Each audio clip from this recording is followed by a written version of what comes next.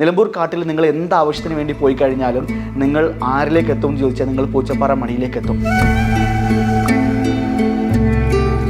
മണിക്കൊപ്പം പോയി കഴിഞ്ഞാൽ നിങ്ങളെ ഒരു ആനയോ ഒന്നും ചെയ്യില്ല എന്നൊരു വിശ്വാസം അവിടെയുണ്ട്. നിലമ്പൂരിൽ നിന്ന് ഊട്ടിയിലേക്ക് ഒരു 1-2 ദിവസം മുഴുവൻ കാടിനകത്തൂടെ നടന്ന് ഊട്ടിയിൽ പോയിട്ട് തിയേറ്ററിൽ പോയിട്ട് സിനിമ കണ്ട് കാടിനകത്തൂടെ തിരിച്ചു വരുന്ന ആളാണ് പൂച്ചപ്പാറ മണി.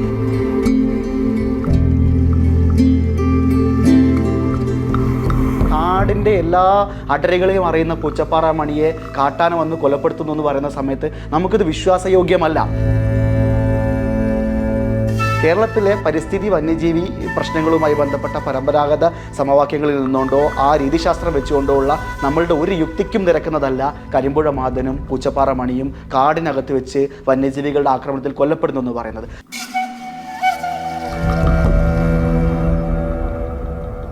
ചോലനായിക്ക ആദിവാസി വിഭാഗത്തിൽപ്പെട്ട ആളുകൾ തങ്ങളുടെ സ്വാഭാവിക ജീവിതവുമായി ബന്ധപ്പെട്ട് കാടിനകത്ത് ഇടപഴകുന്ന സ്ഥലത്ത് അവർക്ക് മുന്നിൽ കാട്ടാനയോ മറ്റ് കാട്ടുമൃഗങ്ങളോ ഒരു ശല്യമായോ ഒരു പ്രശ്നമായോ നിൽക്കുന്ന ഒരു സാഹചര്യം മുമ്പുണ്ടായിരുന്നില്ല. പക്ഷെ ആ സാഹചര്യം വന്നു ചേർന്നിരിക്കുന്നു. ആ സാഹചര്യത്തിൽ ഉത്തരവാദികൾ നിലമ്പൂർ കാടുകളിൽ ജീവിക്കുന്ന ചോലനായ്ക്കരോ കാട്ടുനായ്ക്കരോ അല്ലല്ലോ. അവർ ഏതെങ്കിലും വിധത്തിൽ കാടിൻ്റെ പരമ്പരാഗത സമവാക്യങ്ങൾ അട്ടിമറിച്ചുകൊണ്ടോ അവിടുത്തെ എക്കോളജിയെ ഡിസ്റ്റർബ് ചെയ്തുകൊണ്ടോ ജീവിക്കുന്നവരല്ല. അത് 36 ലക്ഷം പേർ കേരളത്തിൽ വനവുമായി ബന്ധപ്പെട്ട് നേരിട്ട് നിലവിൽ ഈ വന്യജീവി പ്രശ്നത്തിൻ്റെ ഡയറക്റ്റായ വിക്ടിംസാണ്. അവരാരൊക്കെയാണ്? ഒന്നുകിൽ അവർ ആദിവാസികളാണ്, അല്ലെങ്കിൽ അവർ ദളിതരായ കർഷകരോ അല്ലെങ്കിൽ തോട്ടം തൊഴിലാളികളോ ആയ ആളുകളാണ്, അല്ലെങ്കിൽ അവർ കുടിയേറ്റക്കാരായ ആളുകളാണ്, അല്ലെങ്കിൽ അവർ തോട്ടം തൊഴിലാളികളായ മുസ്ലിങ്ങളാണ്. അതായത് ജീവിതത്തിൻ്റെ ഏതൊരു ഘട്ടത്തിലും തങ്ങൾക്ക് മുന്നിൽ ചാടി വീണേക്കാവുന്ന ഒരു ആനയോ ഒരു കടുവയോ ഒരു കാട്ടുപോത്തിനെയൊക്കെ പേടിച്ചുകൊണ്ട് ജീവിതം മുന്നോട്ട് നിൽക്കേണ്ടി വരുന്ന മനുഷ്യരുടെ ഉള്ളിലുള്ള ഭയം അവിടെ കൊല്ലപ്പെടുന്ന മനുഷ്യരുടെ എണ്ണത്തെക്കാൾ ഭീകരമാണ്. ഒരേ ഭരണവ്യവസ്ഥയ്ക്ക് കീഴിൽ, ഒരേ ഭരണകൂടത്തിന് കീഴിൽ, ഒരേ ഭരണഘടനയ്ക്ക് കീഴിൽ ഒരേ നികുതി അടച്ച് ജീവിക്കുന്ന മനുഷ്യർക്ക് ഒരേപോലെ ജീവിക്കാനുള്ള സാഹചര്യം ഒരുക്കി കൊടുക്കാനുള്ള ഉത്തരവാദിത്തം ഭരണകൂടത്തിനുണ്ട്.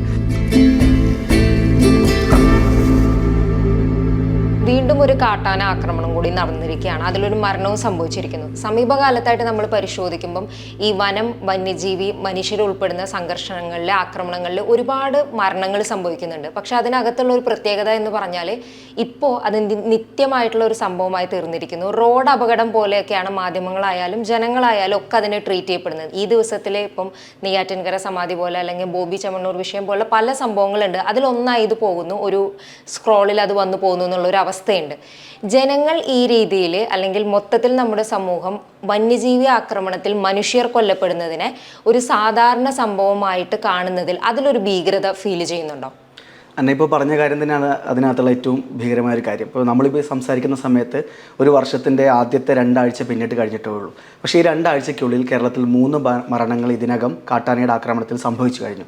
കാട്ടാനയുടെ ആക്രമണത്തിൽ സംഭവിക്കുന്ന മരണങ്ങൾ മാത്രമല്ല, ധാരാളം വന്യജീവികളുടെ ആക്രമണങ്ങൾ കേരളത്തിൽ ഉടനീളം ഓരോ ദിവസവും സംഭവിച്ചുകൊണ്ടിരിക്കുന്നു. പലയിടങ്ങളിലും വ്യക്തികൾക്കും സ്വത്തുകൾക്കും നാശനഷ്ടം ഉണ്ടാകുന്നു, വാഹനങ്ങൾ ആക്രമിക്കപ്പെടുന്നു, പലരും സാഹസികമായി അത്ഭുതകരമായി വന്യജീവികളുടെ ആക്രമണത്തിൽ നിന്ന് രക്ഷപ്പെടുന്ന വാർത്ത.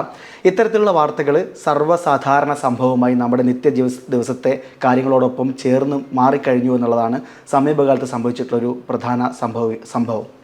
മുൻകാലങ്ങളിലൊക്കെ നമുക്കറിയാം വന്യജീവികളാൽ ആക്രമിക്കപ്പെടുന്ന ആളുകൾ ആരാണ്, അല്ലെങ്കിൽ കൊല്ലപ്പെടുന്ന ആളുകൾ ആരാണ്. അവർ ഏതെങ്കിലും വനമേഖലയ്ക്കകത്ത് സവിശേഷമായ ആവശ്യങ്ങൾക്ക് വേണ്ടി, ഒന്നുകിൽ കാട്ടിൽ ചില പ്രത്യേക ആവശ്യങ്ങൾക്ക് വേണ്ടി പോകുന്നവർ, അല്ലെങ്കിൽ വനമേഖലയ്ക്കകത്ത് ജീവിക്കുന്ന ആളുകൾ രാത്രിയിലെ ഏതെങ്കിലും സ്ഥലത്ത് അപകടകരമായ രീതിയിൽ കാട്ടാനയുടെയോ മറ്റേതെങ്കിലും ജീവികളുടെയോ മുന്നിൽ പെടുമ്പോഴൊക്കെയാണ് മനുഷ്യർ വന്യജീവികളുടെ ആക്രമണത്തിൽ കൊല്ലപ്പെടുന്ന സാഹചര്യങ്ങൾ മുൻകാലങ്ങളിൽ കേരളത്തിലുണ്ടായിരുന്നത്.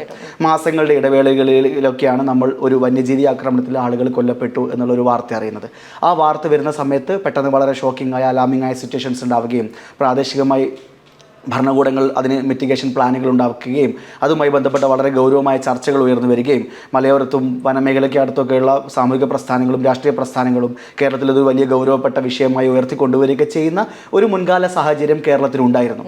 എന്നാൽ സമീപകാലത്തെ സ്ഥിതി അതല്ല. പ്രത്യേകിച്ചും കഴിഞ്ഞ 1-2 വർഷം നമ്മളെടുത്ത് പരിശോധിക്കുകയാണെന്നുണ്ടെങ്കിൽ ഉടനീളം ഓരോ ആഴ്ചയിലും ഈ കേരളത്തിൻ്റെ പല ഭാഗങ്ങളിലും ആളുകൾ കൊല്ലപ്പെടുന്ന സാഹചര്യം, അതേപോലെ തന്നെ പല രീതിയിൽ ആളുകൾ ആക്രമിക്കപ്പെടുന്നു, പരിക്കേൽക്കുന്നു, വലിയ രീതിയിലുള്ള കൃഷിനാശം വന്യജീവികൾ ഉണ്ടാക്കുന്നു. ഇത്തരത്തിൽ കേരളത്തിൻ്റെ മലയോര പ്രദേശത്തെ ജനങ്ങളുടെ മുഴുവൻ ദൈനംദിന ജീവിതത്തിന് മേൽ ഒരു വല്ലാത്ത ആഘാതമായി ഈ മാറിക്കൊണ്ടിരിക്കുന്ന മനുഷ്യ വന്യജീവി പ്രശ്നം മാറിയിട്ടുണ്ട്. അതിലേറ്റവും പ്രധാനമായി നമ്മൾ കാണേണ്ട ഒരു പ്രശ്നം, ഇന്ന് നമുക്ക് മുന്നിൽ വന്നിരിക്കുന്ന വാർത്ത, നിലമ്പൂരിനടുത്തുള്ള സരോജിനി എന്നൊരു സ്ത്രീ തൻ്റെ വീടിൻ്റെ പുറകിൽ ആടിനെ തീറ്റാൻ വേണ്ടിയിട്ട് വീടിന് പുറത്തുള്ള ചെറിയ വനപ്രദേശത്തേക്ക് പോകുന്ന സ്ഥലത്ത് വെച്ചിട്ടാണ് കാട്ടാനയുടെ ആക്രമണത്തിൽ കൊല്ലപ്പെടുന്നത്.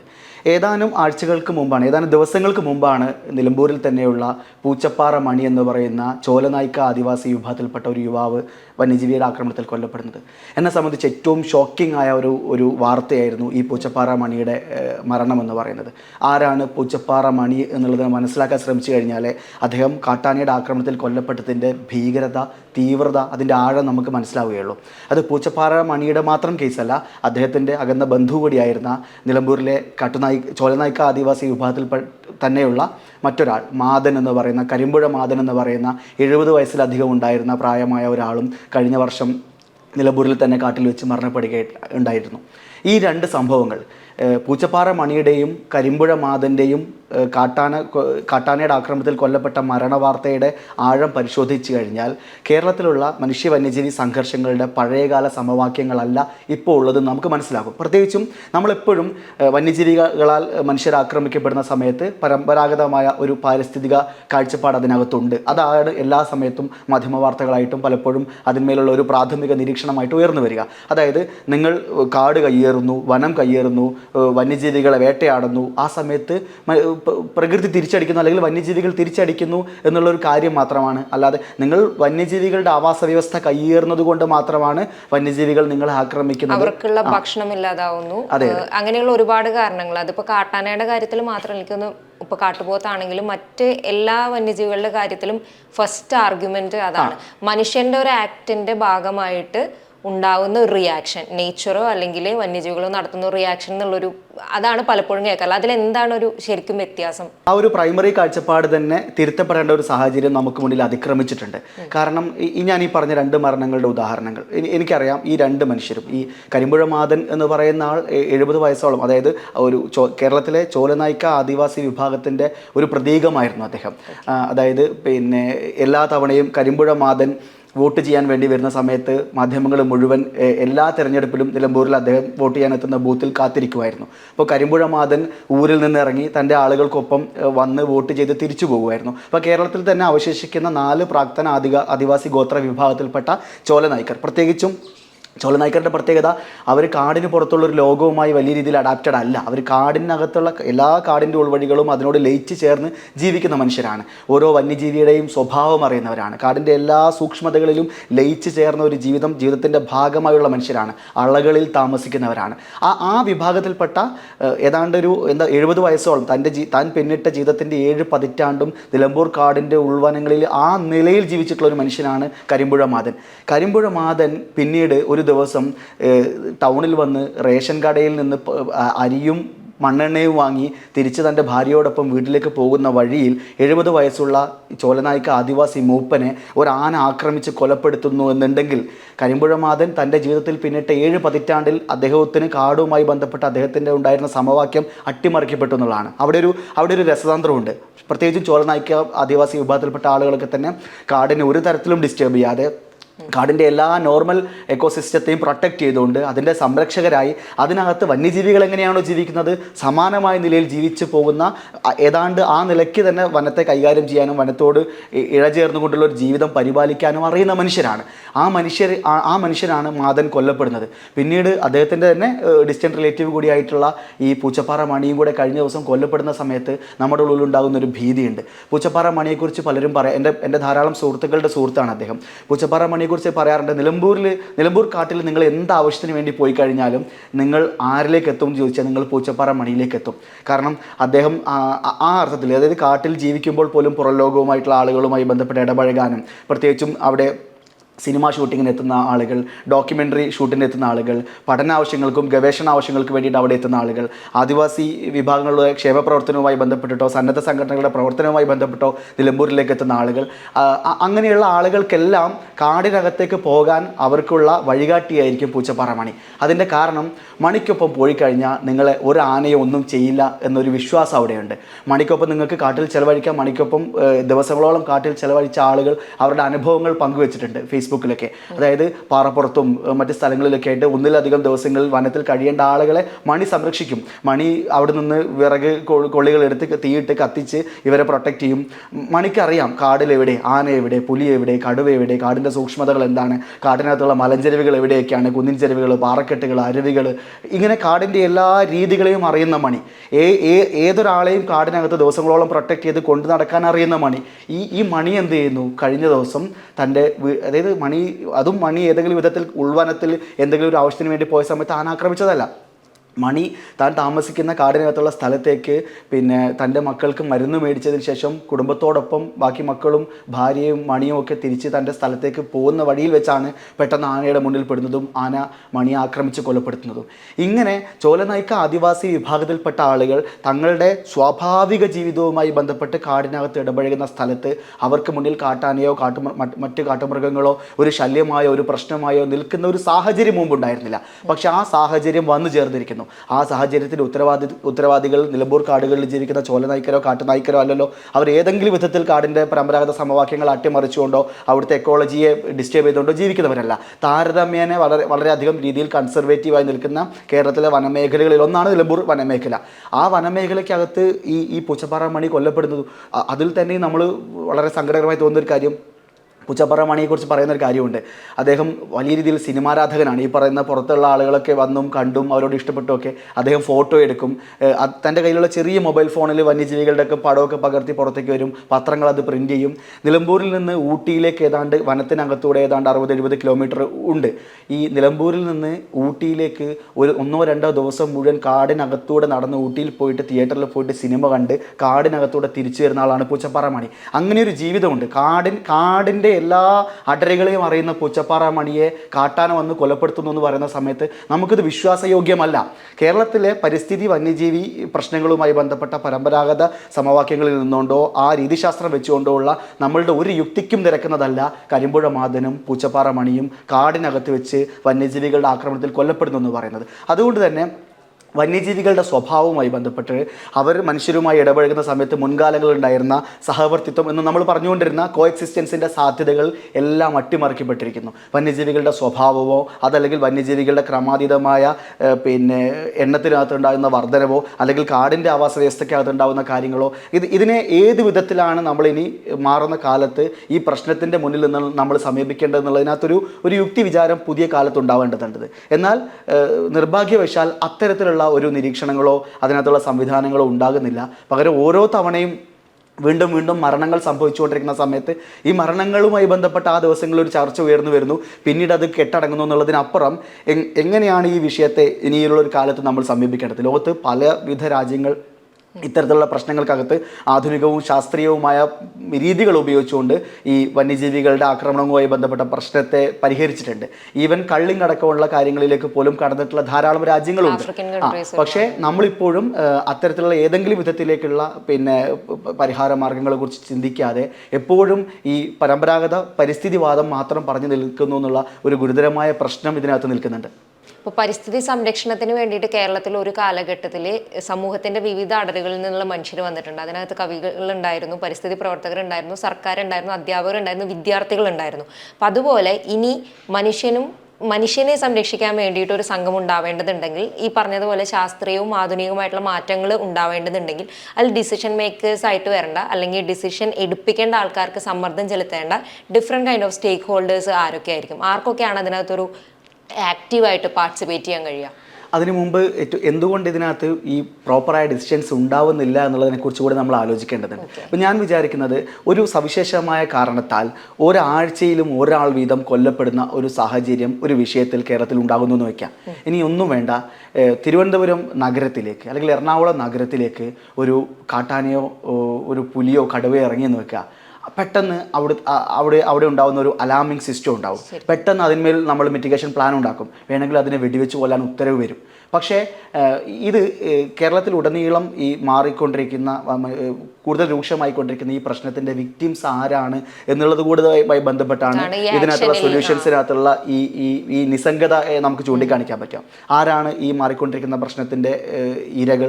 നമ്മൾ കേരളത്തിൽ നോക്കിക്കഴിഞ്ഞാൽ കേരളത്തിൽ ഏതാണ്ട് ഒരറ്റം മുതൽ മറ്റേ അറ്റം വരെയുള്ള വനമേഖല കേരളത്തിൻ്റെ മൊത്തം ഭൂവിസ്തൃതിയുടെ 29.1% വനമാണ്. ഏതാണ്ട് 30% വനമുള്ള ഒരു സംസ്ഥാനമാണ് കേരളം. ഈ കേരളത്തിൽ തന്നെ ഏതാണ്ട് 750ഓളം സെറ്റിൽമെൻറ്റുകളിലായിട്ട് 1 ലക്ഷത്തോളം ആദിവാസികൾ വനത്തിനകത്ത് താമസിക്കുന്നുണ്ട്. ഏതാണ്ട് 5 ലക്ഷത്തോളം ഇതര വിഭാഗത്തിൽപ്പെട്ട ആളുകൾ വനത്തിനകത്ത് താമസിക്കുന്നുണ്ട്. ഈ വനത്തോട് ചേർന്ന് കിടക്കുന്ന വിവിധ പഞ്ചായത്തുകളിലും വിവിധ പ്രദേശങ്ങളിലുമായിട്ട് ഏതാണ്ട് 30 ലക്ഷത്തോളം ജനങ്ങൾ വനാശ്രിത സമൂഹം എന്നുള്ള നിലയിൽ നമുക്ക് കണക്കാക്കാൻ കഴിയുന്ന ആളുകളുണ്ട്. ഇങ്ങനെ നോക്കിക്കഴിഞ്ഞാൽ ഏതാണ്ട് 36 ലക്ഷം പേർ കേരളത്തിൽ വനവുമായി ബന്ധപ്പെട്ട് നേരിട്ട് നിലവിൽ ഈ വന്യജീവി പ്രശ്നത്തിൻ്റെ ഡയറക്റ്റായ വിക്ടിംസാണ്. അവരാരൊക്കെയാണ്? ഒന്നുകിൽ അവർ ആദിവാസികളാണ്, അല്ലെങ്കിൽ അവർ ദളിതരായ കർഷകരോ അല്ലെങ്കിൽ തോട്ടം തൊഴിലാളികളോ ആയ ആളുകളാണ്, അല്ലെങ്കിൽ അവർ കുടിയേറ്റക്കാരായ ആളുകളാണ്, അല്ലെങ്കിൽ അവർ തോട്ടം തൊഴിലാളികളായ മുസ്ലിങ്ങളാണ്. ഇത്തരത്തിൽ സൊസൈറ്റിയുടെ ഏറ്റവും താഴെക്കിടയിൽ നിൽക്കുന്ന ഏറ്റവും അരികിൽ നിൽക്കുന്ന മനുഷ്യരുടെ ജീവിതത്തെ ബാധിച്ചിട്ടുള്ള ഒരു പ്രശ്നമാണിത്. അതുകൊണ്ട് തന്നെ ഇതൊരു മുഖ്യധാരയുടെ പ്രശ്നമായി മാറുന്നില്ല. കേരളത്തിൻ്റെ സമതലങ്ങളിലുള്ള മുഖ്യധാരാ ജീവിതം എന്ന് നമുക്ക് വിശേഷിപ്പിക്കാൻ കഴിയുന്ന സമതല മനുഷ്യരുടെ ഒരു പ്രശ്നമായിരുന്നു ഈ പറയുന്ന കാട്ടാനയ്ക്കും കടുവയ്ക്കും കാട്ടുപോത്തിനും ഒക്കെ മുന്നിൽ നേർക്കുനേർ ജീവിക്കേണ്ട ഒരു അവസ്ഥ എന്നുണ്ടെങ്കിൽ ഇതിനെന്നോ പരിഹാരം ഉണ്ടാകുമായിരുന്നു. ഇപ്പോൾ നമുക്ക് ഏറ്റവും സങ്കടകരമായി തോന്നുന്ന ഒരു കാര്യം, അതായത് ഏതാണ്ട് മാസങ്ങൾക്ക് മുമ്പ് വയനാട്ടിൽ നടന്നിട്ട ഒരു കടുവയുടെ ആക്രമണത്തിൽ കൊല്ലപ്പെട്ട ഒരാളുടെ വീട്ടിൽ ഞാൻ പോയിട്ടുണ്ടായിരുന്നു. അപ്പം അദ്ദേഹത്തിൻ്റെ മകൻ 50 വയസ്സുള്ള മകനാണ് കൊല്ലപ്പെട്ടിട്ടുള്ളത്.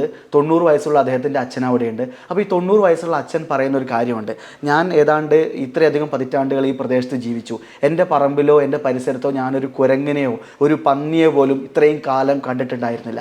പക്ഷേ എൻ്റെ 50 വയസ്സുള്ള എൻ്റെ മകൻ എൻ്റെ പറമ്പിൽ വെച്ചിട്ട് കടുവ അവനെ കൊന്നിരിക്കുന്നു എന്ന് പറയുന്ന സമയത്ത് അയാളുടെ ഉള്ളിലുണ്ടാകുന്നൊരു ഭീതിയുണ്ട്.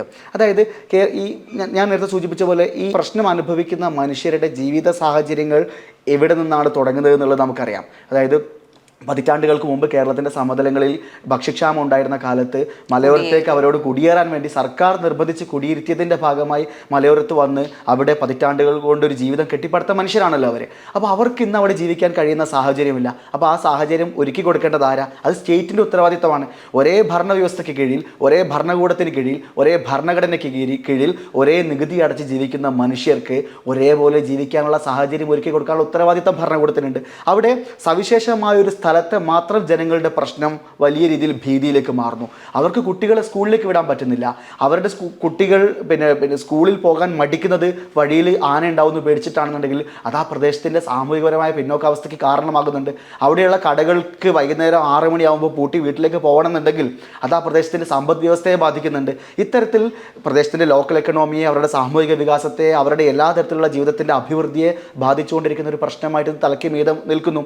അത് മാത്രമല്ല, ഒരു തോട്ടം തൊഴിലാളി അട്ടപ്പാടിയിലോ അല്ലെങ്കിൽ നിലമ്പൂരിലോ അല്ലെങ്കിൽ കേരളത്തിൻ്റെ മറ്റേതെങ്കിലും വനമേഖലയിലൊക്കെയുള്ള ഒരു തോട്ടം തൊഴിലാളി രാവിലെ തോട്ടത്തിൽ പോയി കഴിഞ്ഞാൽ അദ്ദേഹം വൈകുന്നേരം തിരിച്ച് വീട്ടിലെത്തുന്നത് വരെ ആ വീട്ടിൽ കഴിയുന്ന കുട്ടികളുടെയും അമ്മയുടെയും അവരുടെ മുത്തച്ഛന്മാരുടെയും അമ്മമാരുടെയും മുത്തശ്ശിമാരുടെയൊക്കെ ഉള്ളിലുണ്ടാകുന്ന വല്ലാത്തൊരു ഭയമുണ്ട്. അതായത് ജീവിതത്തിൻ്റെ ഏതൊരു ഘട്ടത്തിലും തങ്ങൾക്ക് മുന്നിൽ ചാടി വീണേക്കാവുന്ന ഒരു ആനയോ ഒരു കടുവയോ ഒരു കാട്ടുപോത്തിനെയൊക്കെ പേടിച്ചുകൊണ്ട് ജീവിതം മുന്നോട്ട് നിൽക്കേണ്ടി വരുന്ന മനുഷ്യരുടെ ഉള്ളിലുള്ള ഭയം അവിടെ കൊല്ലപ്പെടുന്ന മനുഷ്യരുടെ എണ്ണത്തെക്കാൾ ഭീകരമാണ്.